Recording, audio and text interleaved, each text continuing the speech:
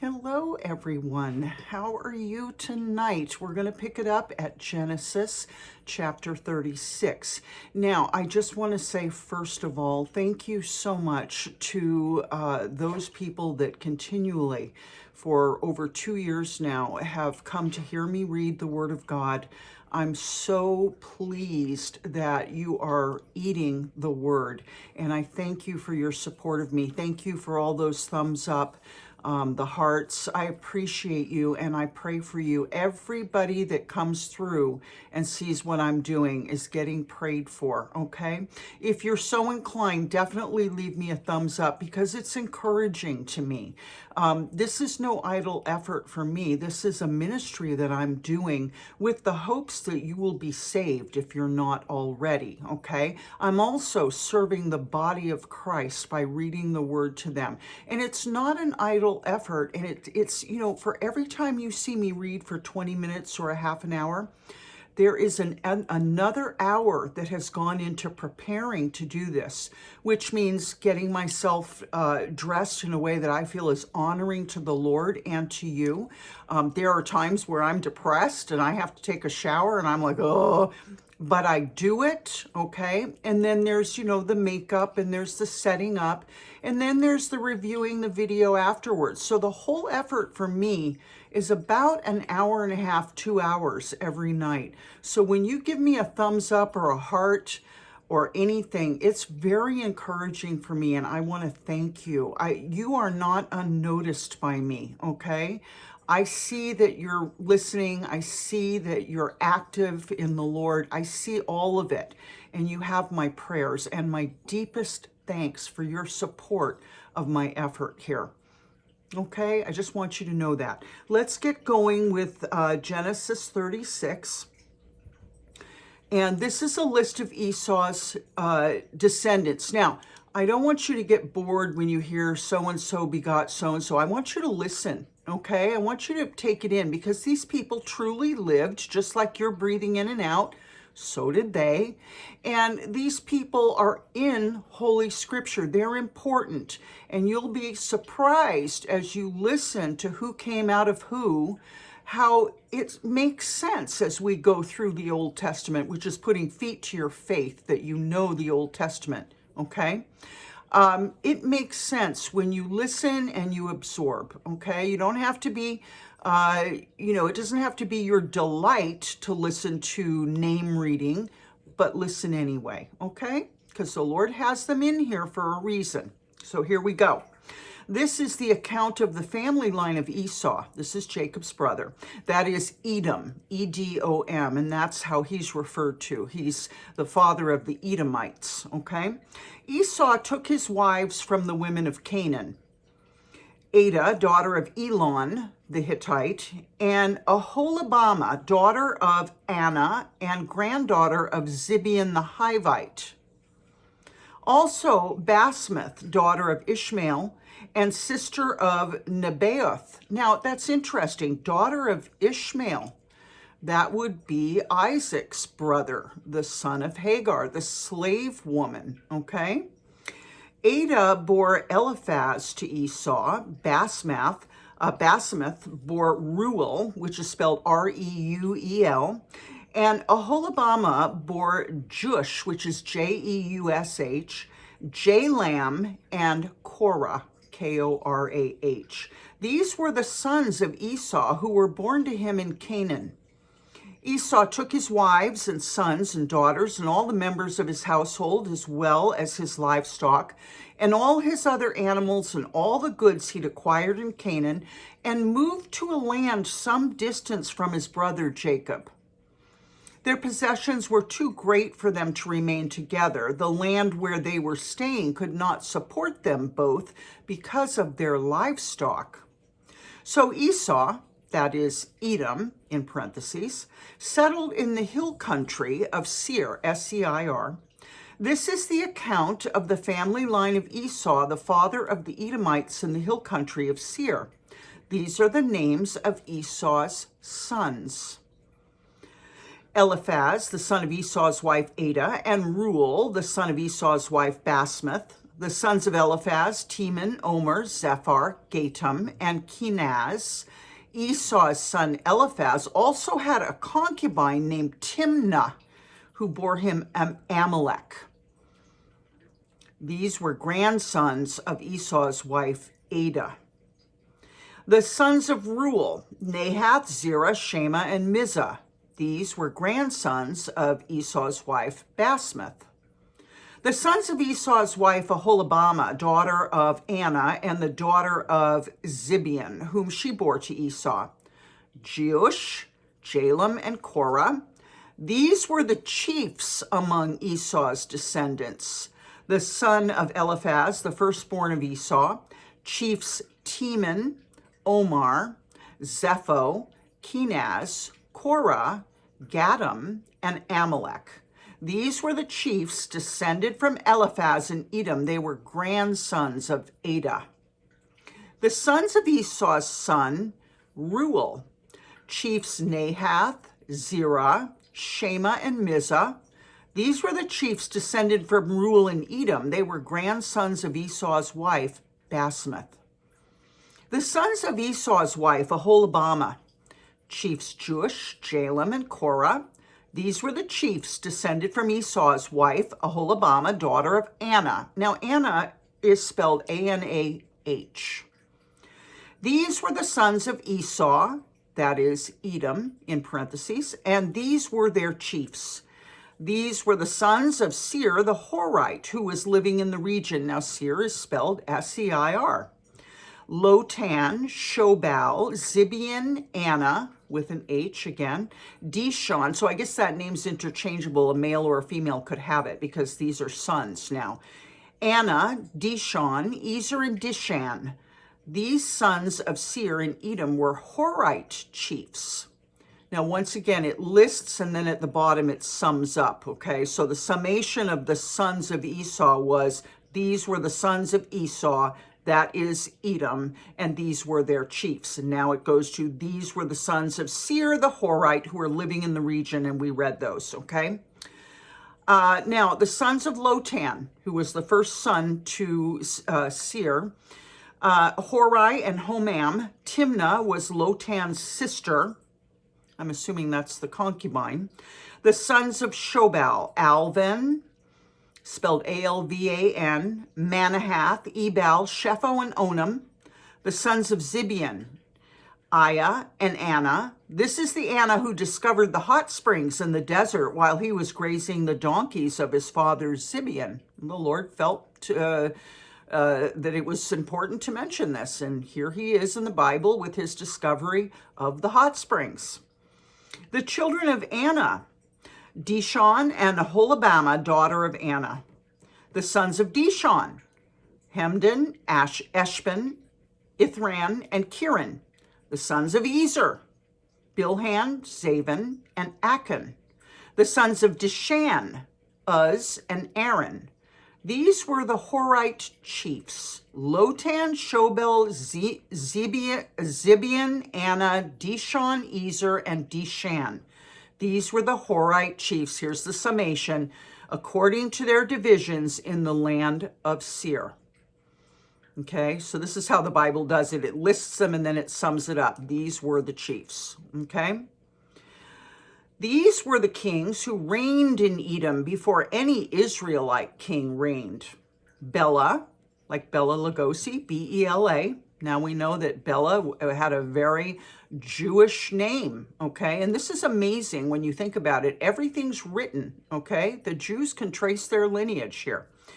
Bela, son of Beor, became king of Edom. His city was named Dinhaba.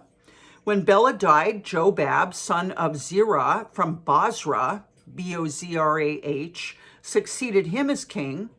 When Jobab died, Husham from the land of the Temanites succeeded him as king. When Husham died, Hadad, son of Bedad, who defeated Midian in the country of Moab, succeeded him as king. His city was named Avith. When Hadad died, Samiah from Masrekah succeeded him as king. When Samiah died, Shaul is S-H-A-U-L, From Rehoboth on the, it's funny, we have places named Rehoboth. I know there's one in Washington state, and I believe there's a Rehoboth here in Massachusetts too.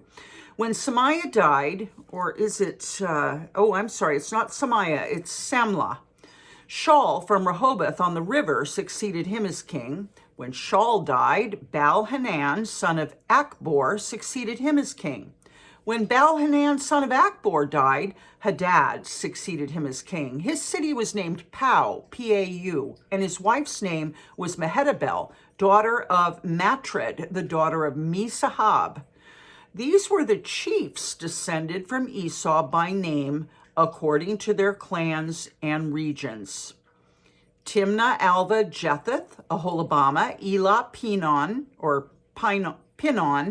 Kenaz, Teman, Mibzar, Magdiel, and Iram. These were the chiefs of Edom, here's the summation, according to their settlements in the land they occupied. This is the family line of Esau, the father of the Edomites. Okay. Genesis 37. Jacob lived in the land where his father had stayed, the land of Canaan. This is the account of Jacob's family line. Joseph, remember, Joseph, the firstborn of Rachel, the love of Jacob's life. Joseph, a young man of 17, was tending the flocks with his brothers, the sons of Bilhah, the sons of Zilpah. Remember, those were the maids to Leah and Rachel. His father's wives, Leah and Rachel, and he brought their father a bad report about them. Now, Israel loved Joseph more than any of his other sons because he'd been born to him in his old age, and he made an ornate robe for him. When his brothers saw that their father loved him more than any of them, they hated him and couldn't speak a kind word to him. Joseph had a dream, and when he told it to his brothers, they hated him all the more. He said to them, "Listen to this dream I had." I had a friend named Elsie who used to always say that. "Listen to this dream I had." Constantly said that. "We were binding sheaves of grain out in the field when suddenly my sheaf rose and stood upright, while your sheaves gathered around mine and bowed down to it." That would be kind of offensive if you were one of the brothers and you already didn't like him, okay? But it does say Joseph brought a bad report of them to the father. So there's an antagonism going on here. His brothers said to him, "Do you intend to reign over us? Will you actually rule us?" And they hated him all the more because of his dream and what he had said. Then he had another dream and he told it to his brothers. "Listen," he said, "I had another dream, and this time the sun and moon and 11 stars were bowing down to me." When he told his father as well as his brothers, his father rebuked him and said, "What is this dream you had? Will your mother and I and your brothers actually come and bow down to the ground before you?" His brothers were jealous of him, but his father kept the matter in mind. He's wondering what it might have meant. Now, his brothers had gone to graze their father's flocks near Shechem, and Israel said to Joseph, as you remember, Israel is Jacob, "As you know, your brothers are grazing the flocks near Shechem. Come, I'm going to send you to them." "Very well," he replied. So he said to him, "Go and see if all is well with your brothers and with the flocks, and bring word back to me." Then he sent him off from the valley of Hebron. When Joseph arrived at Shechem, a man found him wandering around in the fields and asked him, "What are you looking for?" He replied, "I'm looking for my brothers. Can you tell me where they're grazing their flocks?" "They've moved on from here," the man answered. "I heard them say, 'Let's go to Dothan.'" So Joseph went after his brothers and found them near Dothan. But they saw him in the distance, and before he reached them, they plotted to kill him. "Here comes that dreamer," they said to each other. "Come now, let's kill him and throw him into one of these cisterns and say that a ferocious animal devoured him. Then we'll see what comes of his dreams."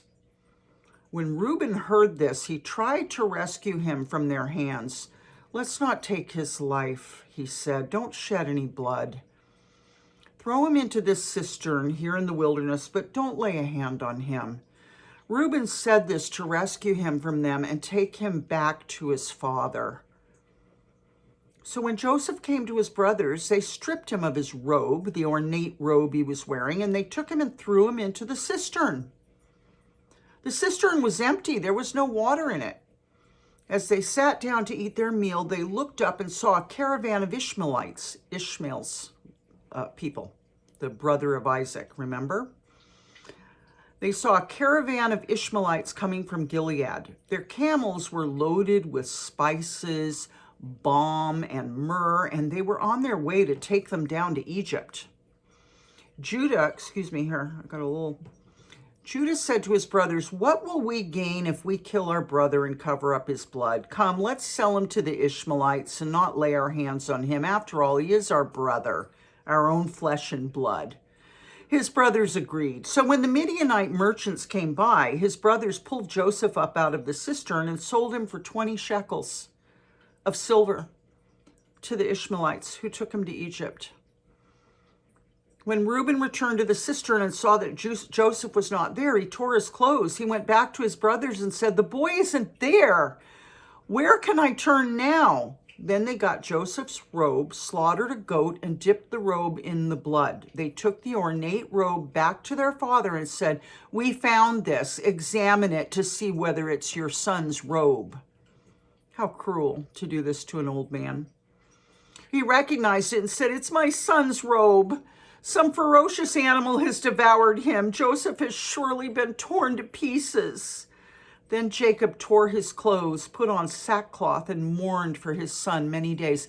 And they stood there and watched his grief.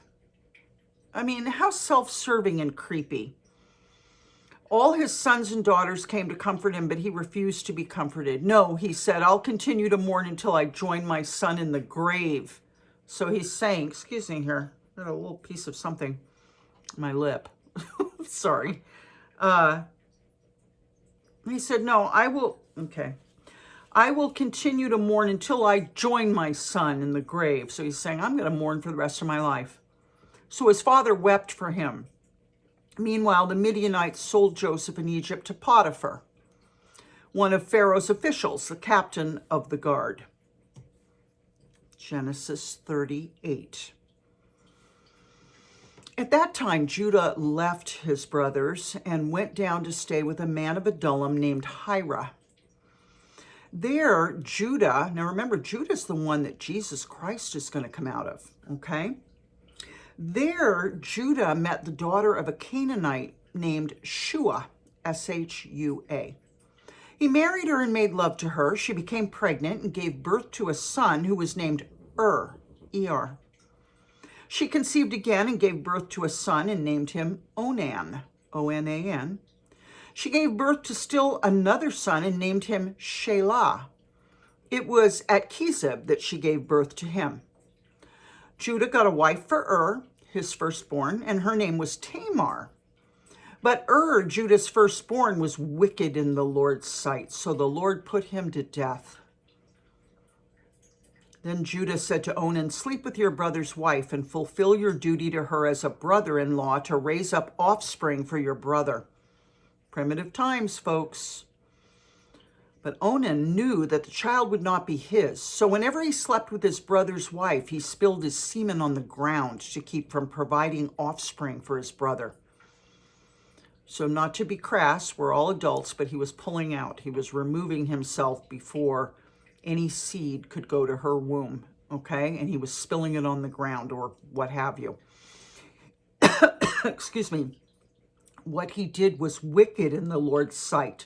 So the Lord put him to death also. Okay, so and Onan have both been put to death for being wicked by the Lord, put to death. Judah then said to his daughter-in-law Tamar, "Live as a widow in your father's household until my son Shelah grows up." For he thought he may die too, just like his brothers. So Tamar went to live in her father's household. So she went home to her dad. After a long time, Judah's wife, the daughter of Shua, died. When Judah had recovered from his grief, he went up to Timnah to the men who were shearing his sheep, and his friend Hira, the Adullamite, went with him. When Tamar was told, your father-in-law is on his way to Timnah to shear his sheep, she took off her widow's clothes, covered herself with a veil to disguise herself, and then sat down at the entrance to Enaim, Enaim, which is on the road to Timnah, for she saw that though Shelah had now grown up, she had not been given to him as his wife. When Judah saw her, he thought she was a prostitute, for she had covered her face. Now, so he's on his way up to shear the sheep, and he sees this woman. He just figures she's a prostitute by the side of the road. Not realizing that she was his daughter-in-law, he went over to her by the roadside and said, "Come now, let me sleep with you." I'm sure it was a little more involved than that, but that's what's written. "Come now, let me sleep with you. And what will you give me to sleep with you?" she asked. "I'll send you a young goat from my flock," he said. "Will you give me something as a pledge until you send it?" she asked. She's using her head here. He said, "What pledge should I give you?" "Your seal and its cord and the staff in your hand," she answered. So he gave them to her and slept with her, and she became pregnant by him. After she left, she took off her veil and put on her widow's clothes again. Meanwhile, Judah sent the young goat by his friend the Adullamite in order to get his pledge back from the woman. So he wants his staff and his seal. But he couldn't find her. He asked the men who lived there, "Where's the shrine prostitute?" Shrine prostitute. These were women who were in the shrines willing to have your child so that you can sacrifice it. Okay, let's remember these are old times. This is before Moses and the law, meaning the Ten Commandments. This is before all of that. And there were shrine prostitutes. And their job was to have sex as a form of worship and also to bear children that could be sacrificed to whatever god, okay? So that's what I'm assuming is going on here, that shrine prostitutes are just what they've always been. And even though this is the beginning of the Israelite line, this is what's going on, okay? So Judah says, "Where's the shrine prostitute who was beside the road at Enaim?" "There hasn't been any shrine prostitute here," they said. So he went back to Judah and said, "I didn't find her." This was the Adullamite. "I didn't find her. Besides, the men who lived there said there hasn't been any shrine prostitute here." Or, "There hasn't been any shrine prostitute here." Then Judah said, "Let her keep what she has, or we'll become a laughing stock. After all, I did send her this young goat, but you can't find her." About 3 months later, Judah was told, "Your daughter-in-law Tamar is guilty of prostitution, and as a result, she's now pregnant." Judah said, "Bring her out and have her burned to death." Remember, primitive times, okay? As she was being brought out, she sent a message to her father-in-law. "I'm pregnant by the man who owns these," she said, and she added, "See if you recognize whose seal and cord and staff these are." Judah recognized them and said, "She's more righteous than I, since I wouldn't give her to my son Shelah." And he did not sleep with her again. When the time came for her to give birth, there were twin boys in her womb. As she was giving birth, one of them put out his hand, so the midwife took a scarlet thread and tied it on his wrist and said, "This one came out first." But when he drew back his hand, his brother came out, and she said, "So this is how you have broken out." And he was named Perez. Then his brother, who had the scarlet thread on his wrist, came out, and he was named Zerah. That's how Tamar got a son. That's how she saved herself. Very, very tricky, but it saved her life, and she got sons, because otherwise she was going to live in her father's house as a rejected woman. She wasn't being given the third son. And Judah was scared because he thought the third son would die like the first two, okay? So this is all just human nature, human trying to manipulate events, okay? All right, last one for the night, Genesis 39. Now, Joseph had been taken down to Egypt. Remember, he was sold to Ishmaelite traders. He was taken down to Egypt. Potiphar, Potiphar, Potiphar, an Egyptian who was one of Pharaoh's officials, The captain of the guard bought him from the Ishmaelites who had taken him there. The Lord was with Joseph so that he prospered, and he lived in the house of his Egyptian master. When his master saw that the Lord was with him and that the Lord gave him success in everything he did, Joseph found favor in his eyes and became his attendant. Potiphar put him in charge of his household, and he entrusted to his care everything he owned. From the time he put him in charge of his household and of all that he owned, the Lord blessed the household of the Egyptian because of Joseph, much like Laban was blessed because of Jacob. Right? The blessing of the Lord was on everything Potiphar had, both in the house and in the field. So Potiphar left everything he had in Joseph's care with Joseph in charge. He didn't concern himself with anything except the food he ate. Now, Joseph was well built and handsome. And after a while, his master's wife took notice of Joseph and said, "Come to bed with me." But he refused. "With me in charge," he told her, "my master doesn't concern himself with anything in the house. Everything he owns is entrusted to my care. No one is greater in this house than I am. My master has withheld nothing from me except you, because you're his wife. How then could I do such a wicked thing and sin against God?" And though she spoke to Joseph day after day, he refused to go to bed with her or even be with her. So he was even staying out of the room she was in, okay? One day he went into the house to attend to his duties, and none of the household servants was inside. She caught him by his cloak and said, "Come to bed with me." But he left his cloak in her hand and ran out of the house. When she probably was begging him, she probably said, "Come to bed with me," who knows, okay? Or, seductive. I don't know what she was doing, but he ran, okay? This is a godly young man. He wants to please God before anybody else. And, I'll tell you something. It does get to that point. And I'm going to just tell you a brief story here. I remember my daughter yelling at me over the phone one time, "You have a great singing voice. Why don't you use it?" Now, I have used it in my life, okay, at appropriate times. But she was talking about basically selling myself to the world to make money through my voice, which would seem like wisdom as far as the world. Certainly, that's worldly wisdom. But what came out of my mouth before I could even think about it was, because I'm trying to please God. I'm trying to impress God, not man. And that was the time that was part of my journey, was giving myself wholly to God. And I meant holy, W-H-O-L-L-Y, but holy, H-O-L-Y. That time frame for me couldn't be disturbed with any kind of trying to please the world. And now, as I've told you, singing is coming into my life very strongly. And let me tell you something. If the Lord has a job for you, I don't care if you're 95. Look at Sarah. She was 90 when she had Isaac. You're going to do that job. Okay? So, I've had vocal coaches look at me real hard and say, "I think you're going to sing for your supper someday." And it looks like it's starting to happen. And, I'm going to tell you something else if you're older like me. The most productive time of a human being's life is between 60 years old and 80. Did you know that? And I think it's because we're through with our working life, we've raised our children, and we're really free. I'll tell you something.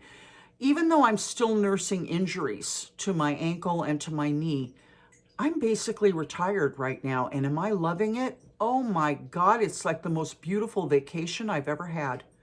And I'm free, to do the things that I'm doing. And I hired the vocal coach, yada, yada, we'll see. But it is all in God's hands, okay? I'm not trying to kick open any doors. I'm only going to walk through the doors that the Lord opens for me and leaves open for me, okay? All right. When she saw that he had left Joseph his cloak, when she saw that he'd left his cloak in her hand and had run out of the house, she called her household servants. Look, she said to them, this Hebrew's been brought to us to make sport of us. He came in here to sleep with me, but I screamed. When he heard me scream for help, he left his cloak beside me and ran out of the house. This woman's very wicked. She kept his cloak beside her until his master came home. Then she told him this story. That Hebrew slave you brought us came to me to make sport of me. But as soon as I screamed for help, he left his cloak beside me and ran out of the house. When his master heard the story, his wife told him, saying, this is how your slave treated me. He burned with anger. Joseph's master took him and put him in prison, the place where the king's prisoners were confined. But while Joseph was there in the prison, the Lord was with him. He showed him kindness and granted him favor in the eyes of the prison warden. So the warden put Joseph in charge of all those held in the prison, and he was made responsible for all that was done there. Joseph just can't stop winning because he's got the Lord, okay? He's still in prison, though. The warden paid no attention to anything under Joseph's care because the Lord was with Joseph and gave him success in whatever he did. Excuse me. And that's the end. Tomorrow we're going to go to chapter 40. We'll see what happens. There are only 50 chapters in Genesis, so after that we'll move on. I love you very much. I'm praying for you. Please pray for me. And leave me a thumbs up if you're so inclined, because it really does encourage me. You know, this is not casual. I don't always look like this and just grab a computer and a phone and say, hey, let me read you some scripture.